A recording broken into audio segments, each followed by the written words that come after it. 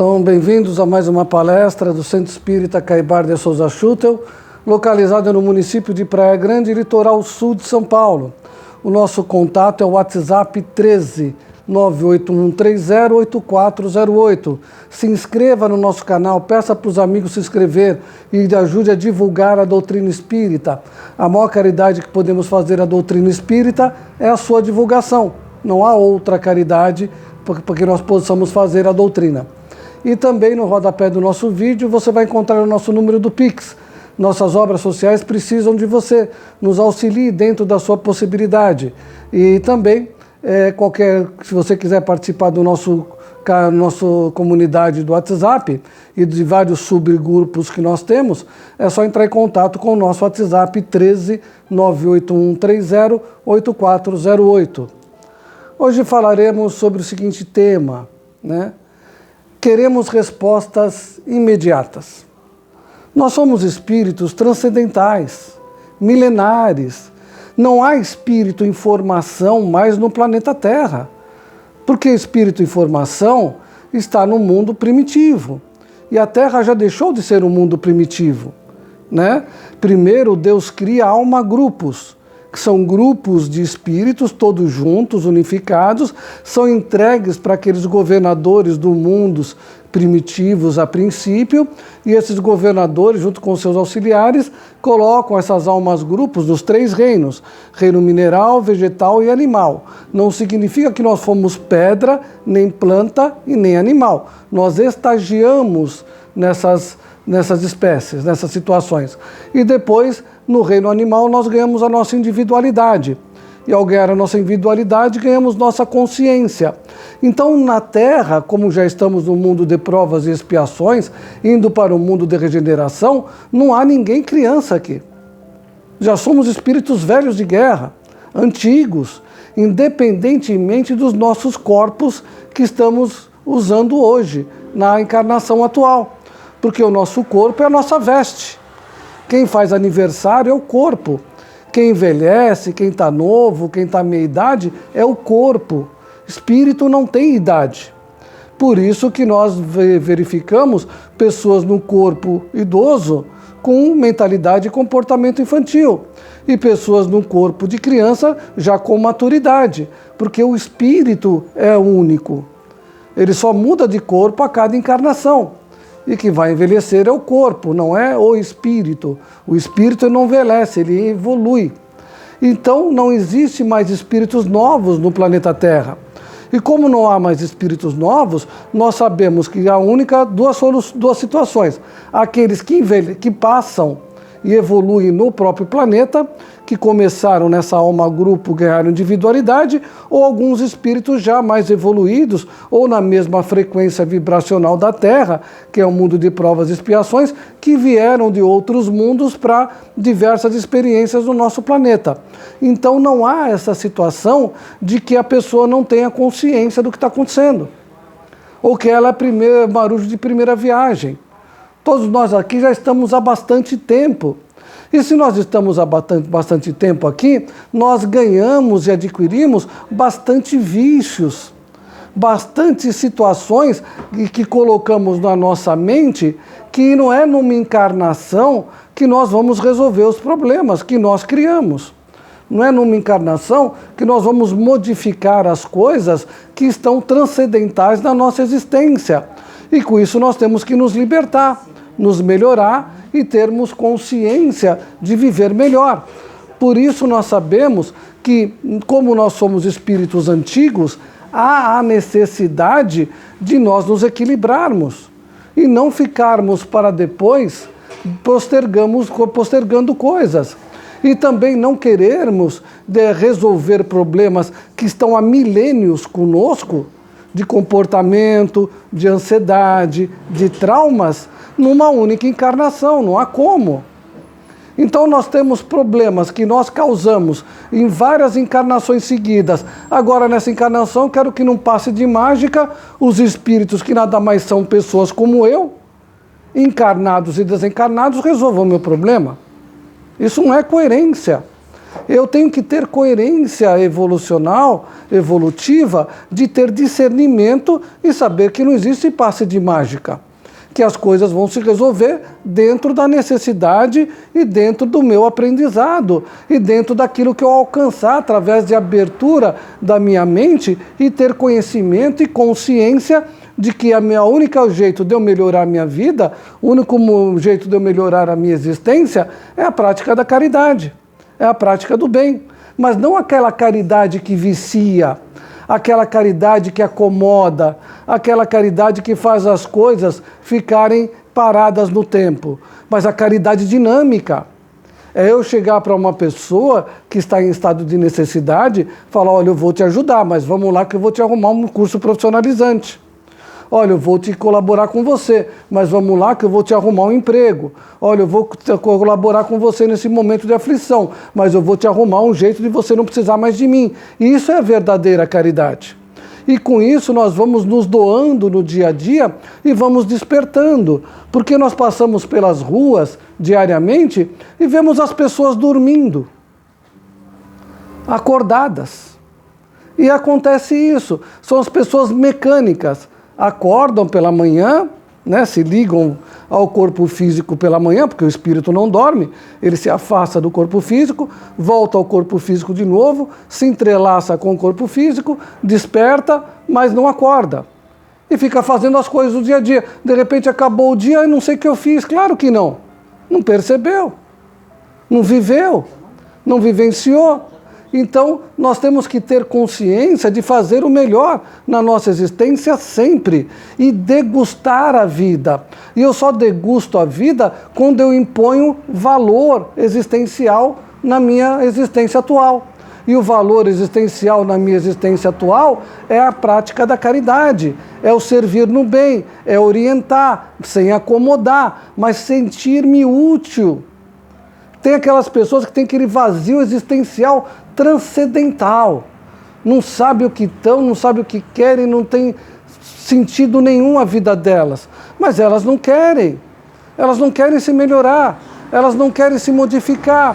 A casa espírita fala o tempo todo, faça caridade, ajude, seja útil, ajude o seu semelhante, visite um asilo, um orfanato, uma creche, não precisa vir numa casa religiosa se não quiser, mas faça alguma coisa útil, porque só assim nós nos despertamos para o valor da nossa existência, e só assim vai sumir aquele vazio existencial, porque tudo que acontece na nossa existência e que nós nos apegamos materialmente, que são aqueles prazeres momentâneos, vai se dissipar rápido, não vai ficar conosco para sempre.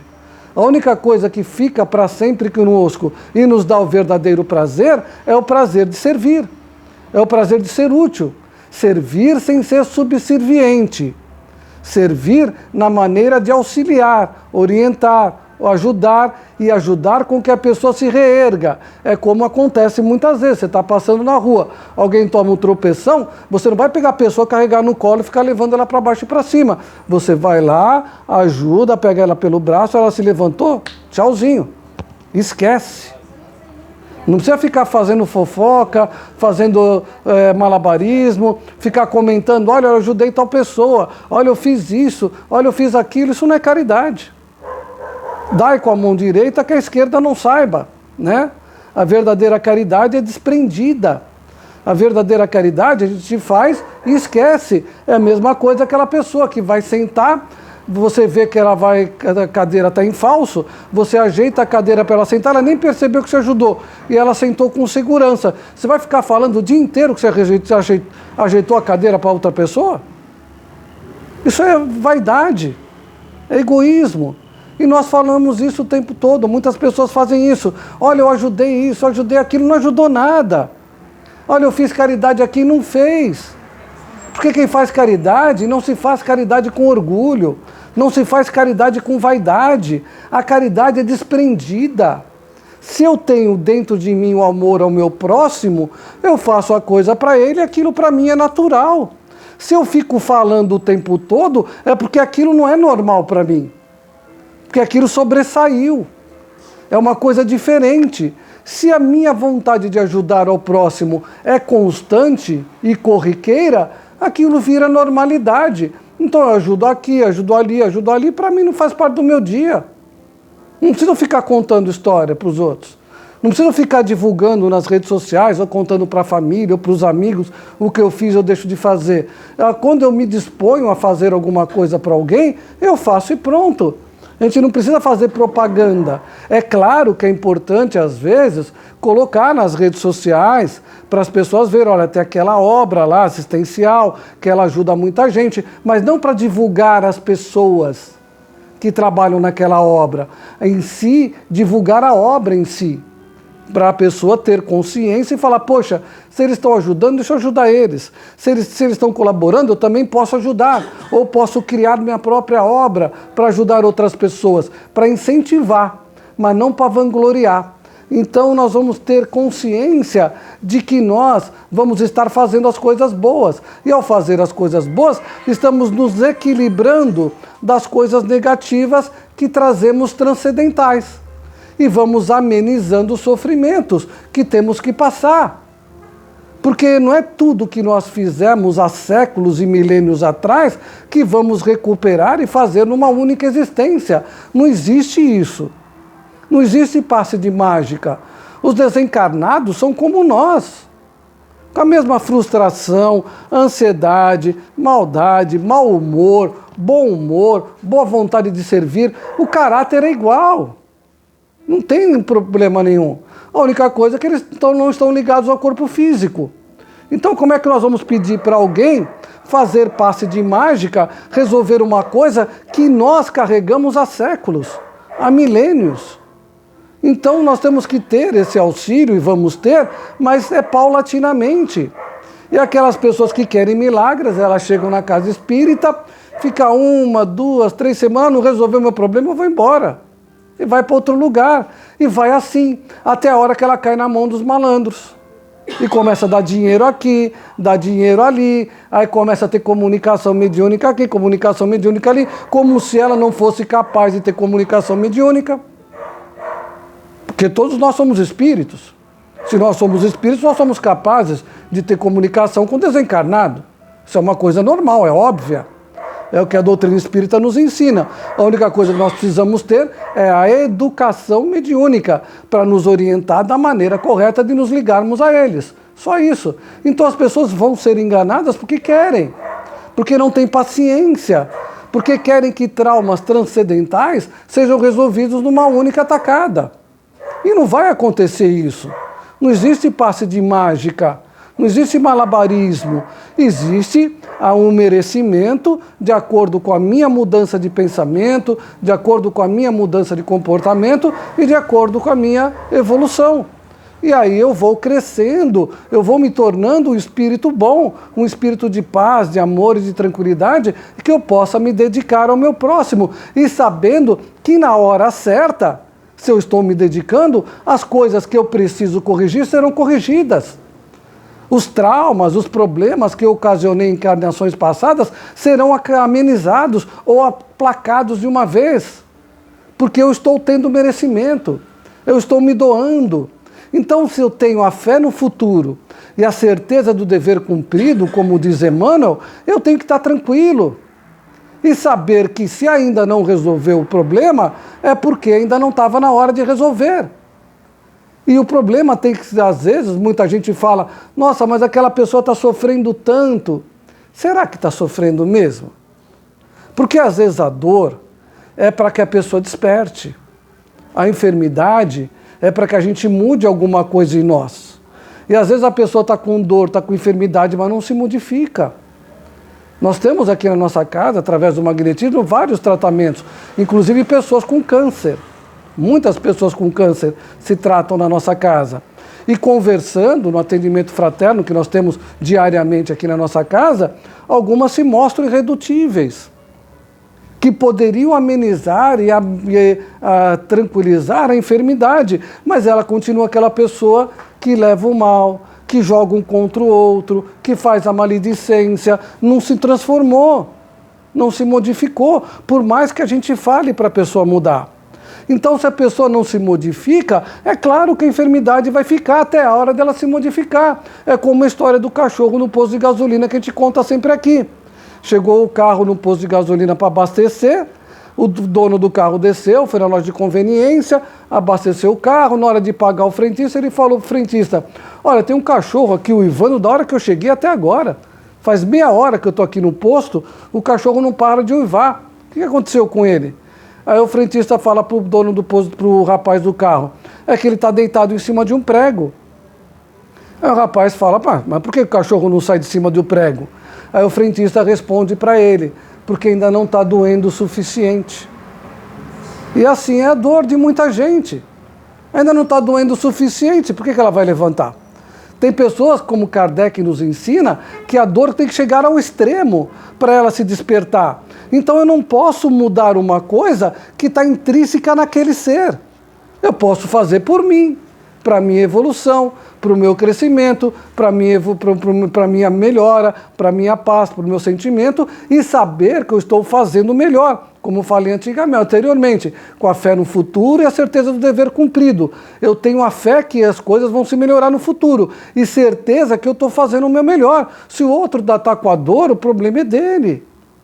Ele escolheu essa situação. Porque todo mundo tem problema, mas a dor é opcional. Ah, mas eu estou passando por dores que você não imagina. Todo mundo tem dores que ninguém imagina. A unha encravada sua é pior que o câncer terminal do outro, para você. Isso é normal. Mas isso não quer dizer que a dor do outro tenha que ser a minha dor. Porque eu não posso me doer pelo outro. Porque se eu me doesse pelo outro, apesar com um estudo que a doutrina espírita nos traz, que é o autoconhecimento, eu me livraria da dor. E livraria ele da dor dele. Mas não adianta eu ter o conhecimento que a doutrina espírita me dá, porque eu não vou conseguir livrar da dor dele. A não ser que ele queira. A não ser que ele entenda. A não ser que ele se modifique. A não ser que ele comece a parar de reter e distribuir. Não é distribuir, sair por aí que nem um Peter Pan, que nem Robin Hood, ficar por aí jogando dinheiro para o alto. Não é isso. Mas o que você está dando para o ser humano? O que você está dando para a vida? O que você está fazendo nas suas horas em prol da sociedade, em prol do seu próximo, em prol daquele que caminha com você no seu dia a dia? Ah, mas eu não posso, eu estou enfermo. Gente, vejam no YouTube a história de Jerônimo Mendonça, o gigante deitado. Desencarnou em 1992. Ele era tetraplégico, não podia se mexer e cego. Uma vez ele foi entrevistado, a entrevistadora, a repórter, perguntou para ele qual era o maior sonho dele. E ele falou, me virar na maca sozinho. Porque nem isso ele conseguia. E ele era levado de casas espíritas em casas espíritas para fazer oração, fazer palestra. Os vídeos dele, ele cego, deitado na cama, por isso que ele, com o nome dele, Gigante Deitado, é contando palestra, rindo, se divertindo, levando paz, conforto a muita gente. E como ele ficava deitado há muito tempo, ele tinha pouco tempo de sono. E os amigos dele acoplaram um telefone para que ele pudesse atender pessoas que ligavam para ele reclamando da vida. Ele dando conselho para as pessoas. Por isso ele é o Gigante Deitado. Né? Jerônimo Mendonça, procurem lá no YouTube, vocês vão ver vídeos em preto e branco, porque ainda não era colorido ainda os vídeos. Então, qualquer um pode ser útil. Não tem como falar, eu não tenho tempo, eu estou enfermo, eu não tenho condições físicas, todos temos, inclusive hoje, que naquela época não tinha WhatsApp, né? Tinha telefone, mas era telefone de mesa, não era nem telefone celular, não existia isso. E as pessoas podem ser úteis quando elas querem. E quando eu me começo a ser útil ao meu semelhante, quando eu começo a ser útil às pessoas que caminham comigo, é claro que os meus problemas transcendentais vão se amenizando, vão se tranquilizando, e as dores do meu corpo que eu trago de existências passadas vão se acalmando. E aí os meus problemas vão se tranquilizando, e eu posso com a minha tranquilidade, ajudar o meu semelhante, porque não adianta eu ficar acumulando dor para mim, no egoísmo, no egocentrismo, só pensar em mim e não pensar no meu próximo. E quando eu falo pensar no meu próximo, não é ficar dando dinheiro, é dar uma boa conversa, é escutar as pessoas, porque tem muita gente que faz curso de oratória e tem pouco curso de escutatória, né? E as pessoas precisam ser ouvidas. Então, quando eu me dou para o outro, a ouvi-lo e dar dentro da doutrina espírita o conselho necessário, como aqui na nossa casa, né? A gente estuda isso, todos os atendentes fraternos da nossa casa, nós não damos opinião pessoal. Nós damos aquilo que a doutrina espírita nos ensina. Porque nós não sabemos a dor do outro, nós não sabemos a parte transcendental e espiritual das encarnações passadas que levaram a pessoa a estar com esse problema nesse momento. Então eu não posso dar a minha opinião, que a minha opinião é da minha existência. Não é da existência dele, eu não conheço a existência dele. Eu conheço o que ele está me relatando agora. Então eu falo aquilo que a doutrina me ensina. Por isso a importância do estudo, do autoconhecimento, para a gente saber ajudar, saber colaborar com o próximo e saber desabafar e desatar os nós das dores transcendentais que as pessoas carregam dentro de si. E com isso eu vou me amenizando, vou me tranquilizando e me qualificando a ser útil ao outro. E quando eu faço isso, os meus problemas vão amenizando. As dores que eram para vir como um tsunami, vêm como uma ondinha pequena do mar. Uma marolinha, uma coisa tranquila, que não vai acontecer nada comigo, nem me derruba, nem molha meus pés direito, porque eu amenizei. Eu tive o merecimento, através dos hábitos salutares, de estar o tempo todo pensando no meu próximo. E a ciência já comprova isso. Não é nem mais o espiritismo falando. As faculdades norte-americanas fizeram um estudo de uma coisa que o espiritismo sempre falou, desde 1857, é que quando a gente pensa no outro, sem se anular, é claro, a gente não pode se anular e pensar no outro, não. Nós temos que nos amar para depois amar o outro. Mas quando a gente pensa no próximo, quando a nossa mente está voltada em aliviar a dor do próximo, em resolver ou ajudar com que o próximo resolva seus problemas, seus traumas, nós criamos no nosso campo magnético situações positivas que vão afetar células e moléculas do nosso corpo físico. E esse estudo não tem nada a ver com o espiritismo, porque eles nem falam do perispírito. E a doutrina fala que também nós temos células e moléculas no perispírito, e o perispírito também se regenera. Então, esses estudos norte-americanos falam que nós regeneramos células e moléculas do nosso corpo quando nós pensamos no próximo. Nós temos um bem-estar, porque nós não estamos doentes, nós somos doentes, dependendo da doença que nós escolhermos para nós. Tem aquelas pessoas que estão, como Jerônimo Mendonça, entrevada numa cama, poderia dizer, nossa, eu sou um coitado, eu estou doente. Mas o que ele estava fazendo? Caridade o tempo todo. Amor ao próximo o tempo todo. Não dava um centavo, porque ele não tinha. Mas dava palavra, conversa, consolo, conforto ao ser humano. E é isso que nós podemos fazer, todos nós. Todos nós podemos falar. Nós temos o dom da oratória, ninguém tem problema na corda vocal, no corpo físico. Todos nós podemos enxergar, olhar nos olhos das pessoas e fazer com que ela se sinta amada, acolhida. Porque ninguém que tem problema visual no corpo físico. Então todos nós podemos doar e ser úteis às pessoas, se nós quisermos. E sendo úteis às pessoas quando nós queremos, nós vamos ver que os nossos problemas serão amenizados, mas não serão resolvidos de uma hora para outra, porque são coisas milenares que nós trazemos, são coisas transcendentais que estão com a gente desde a remota, antiga encarnações, das mais antigas encarnações, e nós estamos resolvendo agora. Porque os problemas que nós trazemos e que nós temos que reparar ou aprender só aparecem quando nós estamos prontos para aquilo. Então, se nós estamos passando por um problema, se nós estamos passando por uma dor, se nós estamos passando por alguma situação incômoda, tenha certeza que nós estamos aptos para passar por isso. Porque Deus não dá o peso maior do que nós possamos carregar. Então, nós temos que ter essa consciência. Eu estou passando por essa situação. Então, o que eu posso fazer para resolver? Porque está comigo a resolução, não está no outro. A casa espírita me orienta, os espíritos me fortalecem, mas sou eu que resolvo. Sou eu que busco a saída para as coisas incômodas da minha existência. E com isso eu vou me melhorando. Eu vou buscando soluções, encontrando soluções em mim mesmo para resolver os problemas e me solucionar. Então, nada que eu esteja passando é uma coisa que eu não posso passar. Porque Deus não é cruel.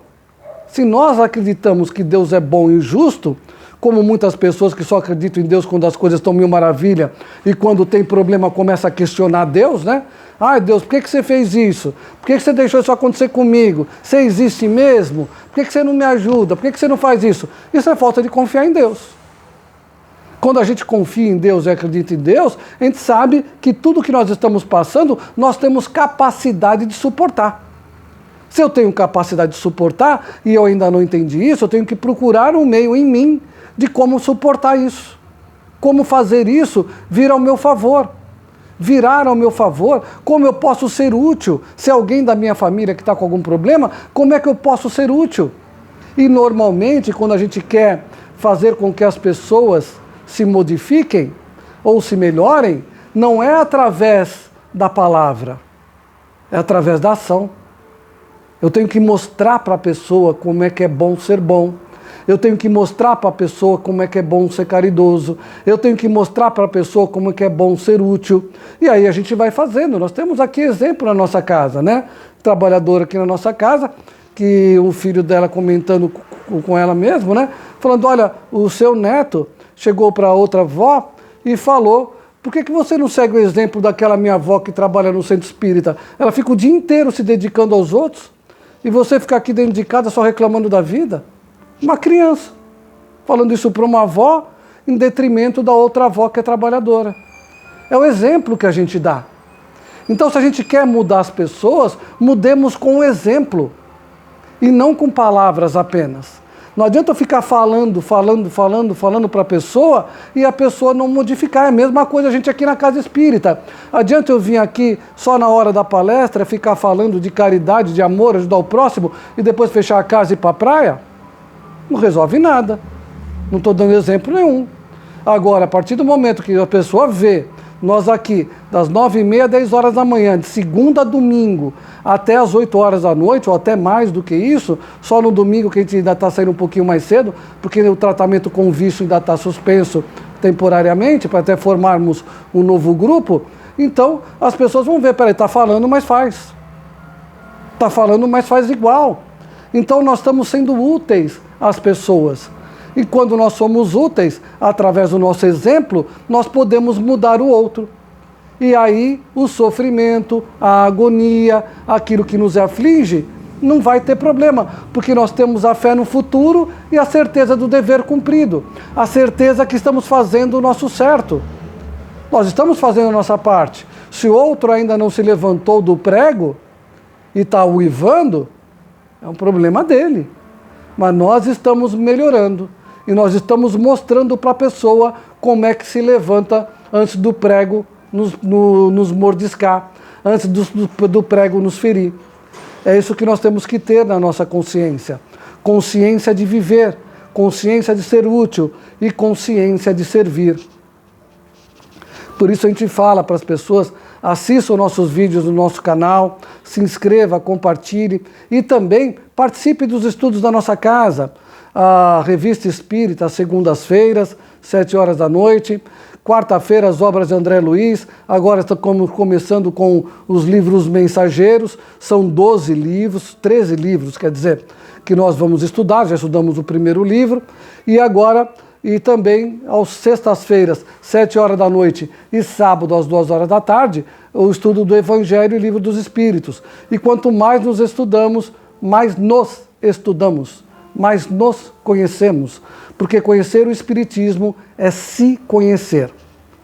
Então vamos acomodar em nossas cadeiras, agradecer a Jesus, aos bons espíritos amigos, a oportunidade de estarmos reunidos na tarde de hoje e rogar aos benfeitores que estejam ao nosso lado, nos amparando, nos auxiliando, nos protegendo, nos iluminando e nos intuindo para o bem.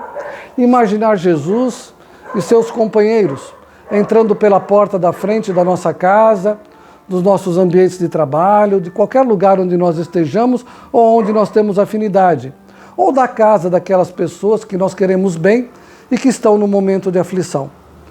E que esses irmãos que entram com Jesus retirem os miasmas, as energias negativas e aqueles irmãos enfermos que porventura possam estar no ambiente em decorrência da nossa má vigilância, em decorrência do nosso mau pensamento, em decorrência do nosso mau comportamento.